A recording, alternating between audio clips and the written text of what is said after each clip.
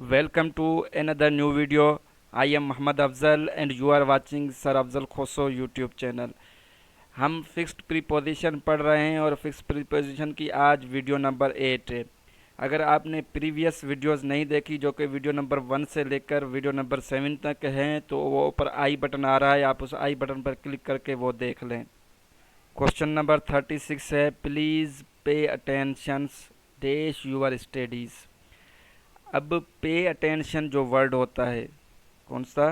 पे अटेंशंस।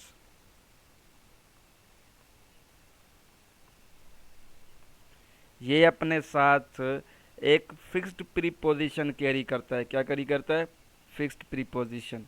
और वो फिक्स्ड प्रीपोजिशन कौन सा होता है? वो होता है टू। कौन सा होता है? टू।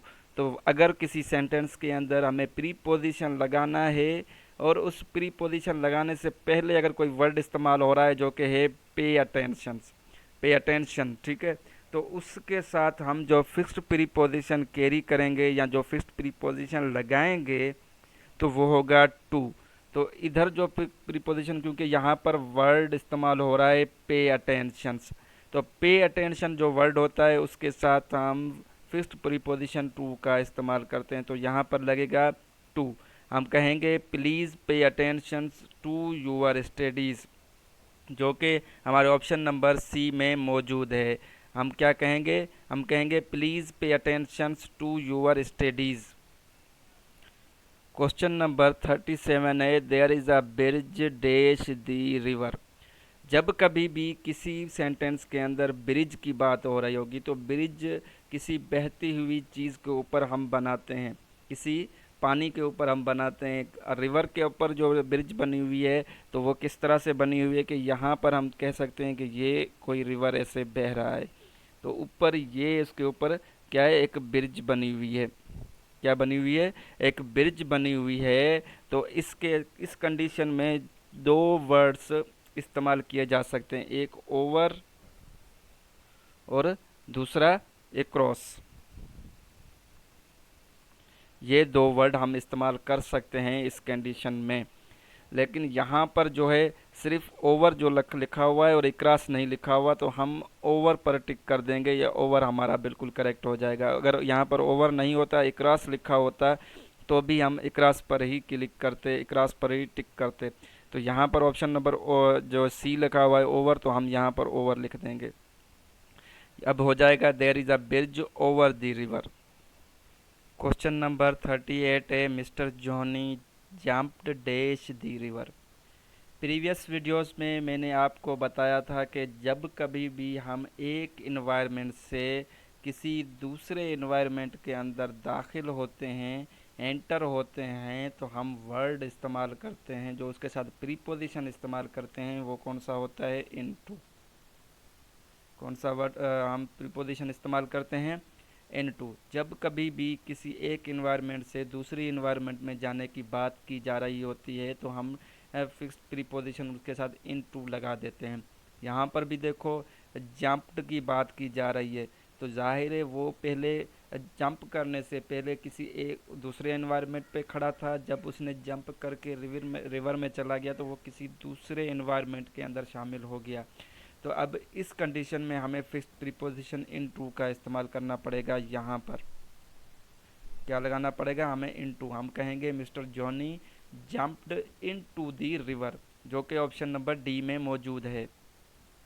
और अगर वर्ड, पर्टिकुलर वर्ड कोई इस्तेमाल हो रहा हो जो हो इंटर, कौन सा वर्ड इस्तेमाल हो रहा है? यहाँ पर जंप्ड वर्ड इस्तेमाल ना हो और अगर इंटर वर्ड इस्तेमाल हो रहा हो, तो फिर उस कंडीशन में हमें प्रीपोजिशंस कौन सा लगाना है, इसको रिमूव करके मैं वो चीज़ आपको समझाता हूँ। जो वर्ड इंटर होता है ना, इंटर, उसके साथ प्रीपोजिशन नहीं लगता, ठीक है, उसके साथ प्रीपोजिशन नहीं लगता। लेकिन कभी कभी इंटर वर्ड के साथ इन टू जो है प्रीपोजिशन लगता है। कभी कभी कौन सा प्रीपोजिशन लगता है? इन टू। तो हम पहले ये कह रहे हैं कि इंटर के साथ कोई हम प्रीपोजिशन इस्तेमाल नहीं करते, अब हम कह रहे हैं कि इंटर के साथ हम प्रीपोजिशन इन टू इस्तेमाल करते हैं। रुकिए, मैं आपको समझाता हूँ। जब कभी भी कोई वर्ड इस्तेमाल हो रहा हो इंटर, और वो इंटर वर्ड जो है किसी कॉन्ट्रैक्ट के लिए या किसी एग्रीमेंट के लिए इस्तेमाल किया जा रहा हो। ठीक है, कौन किसके लिए? किसी कॉन्ट्रैक्ट या किसी एग्रीमेंट के लिए इस्तेमाल किया जा रहा हो, तब हम उनके साथ प्रीपोजिशन इन टू का इस्तेमाल करेंगे।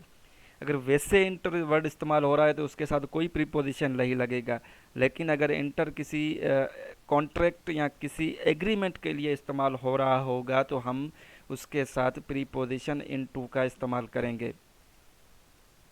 अब देखो यहाँ पर एक जो है सेंटेंस इस्तेमाल किया गया है, ही इंटर्ड डैश दी रूम। अब इस कंडीशन में जो इंटर्ड इस्तेमाल किया गया होगा, क्योंकि यहाँ पर किसी कॉन्ट्रैक्ट या किसी एग्रीमेंट की बात नहीं हो रही है, सिंपल किसी कमरे में किसी रूम के अंदर दाखिल होने की बात की जा रही है, तो इसके साथ हमें कोई प्रीपोजिशन नहीं लगाना है। अगर हम यहाँ पर कोई प्रीपोजिशन लगा देंगे तो हमारा सेंटेंस इनकरेक्ट हो जाएगा, गलत हो जाएगा। अब अगर ये सेंटेंस आप देखें, the two companies entered dash an agreement contract. यहाँ पर देखो किसी एग्रीमेंट या कॉन्ट्रैक्ट की बात हो रही है। दो कंपनीज है जिन्होंने अपने अपने साथ कोई मुआहिदा किया है, कोई कॉन्ट्रैक्ट किया है, कोई एग्रीमेंट किया है, इसके लिए वर्ड एंटर का इस्तेमाल हुआ है। तो यहाँ पर हमें प्रीपोजिशन इन टू का इस्तेमाल करना पड़ेगा। ठीक है, अब उम्मीद करता हूँ कि मैं जो इंटर वर्ड के साथ कभी प्रीपोजिशन नहीं लगेगा और कभी प्रीपोजिशन लगेगा, ये चीज़ आपको क्लियर हो गई होगी। क्वेश्चन नंबर 39 है, he is swimming dash the river.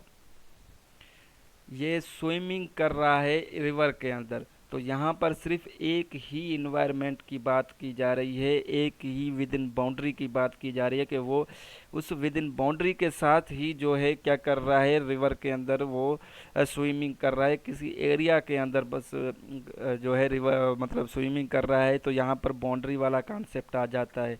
मैंने आपको प्रीवियस वीडियोस में बताया था, जब बाउंड्री वाला कॉन्सेप्ट आ जाए तो हम उधर प्रीपोजिशन इन का इस्तेमाल कर देते हैं। तो इस सेंटेंस के अंदर भी हम सिंपली वर्ड इन इस्तेमाल कर देंगे, he is swimming in the river, जो कि ऑप्शन नंबर ए में मौजूद है। यहाँ पर काफ़ी सारे कॉन्सेप्ट जो हैं मैंने अपनी प्रीवियस वीडियोस में आप बता दी हैं, आपको डिस्कस कर दी हैं, समझा दी हैं। अगर आपको कोई चीज़ समझ नहीं आ रही तो आप वो वाली वीडियोस भी देख सकते हैं। क्वेश्चन नंबर 40 है, ही हिड डैश द ट्री। अब यहाँ पर भी एक कॉन्सेप्ट लगता है जो कि मैं आपको समझाता हूँ। फॉर एग्जांपल कोई दरख्त है, यहाँ पर कोई दरख्त है, ठीक है। तो उस दरख्त के पीछे कोई चीज़ छुपी हुई है, ठीक है। और अगर वो छुपने वाली चीज़ क्या है, मोशनलेस है। क्या है? मोशनलेस, मतलब एक जगह पर ठहरी हुई है, मोशनलेस है। मोशनलेस का मतलब वो क्या है, एक चीज़ के पीछे, किसी चीज़ के पीछे वो चीज़ ठहरी हुई है, छुपी हुई है, एक जगह पर खड़ी हुई है। तो इस कंडीशन में हम प्रीपोजिशन बिहाइंड का इस्तेमाल करेंगे। मैं उम्मीद करता हूँ कि जो चीज़ मैं आपको समझाना चाह रहा था वो आप समझ गए होंगे। अब अब एक और कॉन्सेप्ट भी इस्तेमाल होता है। फॉर एग्जांपल कोई चोर वगैरह है, वो भाग रहा है और हम उसके पीछे जा रहे हैं, तो उस कंडीशन में भी जो है हम कहेंगे कि प्रीपोजिशन हमें इस्तेमाल करना है। अब वो कौन सा करेंगे? वो प्रीपोजिशन होगा आफ्टर, किसी के पीछे भागना। तो हम किसी के अगर पीछे भागेंगे तो हम तो भागेंगे, लेकिन जिसके पीछे भागेंगे वो भी भाग रहा होगा, वो भी क्या होगा, मोशन में होगा। तो उस कंडीशन में हमें आफ्टर प्रीपोजिशन इस्तेमाल करना है। अब इस कंडीशन में तो देखो वो पीछे हाइड, ठीक है, हिड, पीछे छुपा हुआ है, तो वो मोशन लेस है। तो इस कंडीशन में जो है हम बिहाइंड वर्ड का इस्तेमाल कर देंगे प्रीपोजिशन के तौर पर। तो यहाँ पर क्या लगेगा, ही हिड बिहाइंड ट्री, ठीक है। तो वो दरख्त के पीछे छुप गया। अब यहाँ पर आप ये एग्जाम्पल देखें, यह है every one ran dash the thief. हर कोई चोर के पीछे भाग रहा था। तो हर कोई चोर के पीछे भाग रहा था, तो मैंने आपको बताया कि जब हर वो चोर भी मोशन में हो और उसके पीछे भागने वाले भी मोशन के अंदर हों, तो हम इस कंडीशन में जो है आफ्टर प्रीपोजिशन का इस्तेमाल करते हैं। तो यहाँ पर जो प्रीपोजिशन इस्तेमाल होगा वो क्या होगा, आफ्टर। हम क्या कहेंगे, हम कहेंगे कि every one rain after the thief.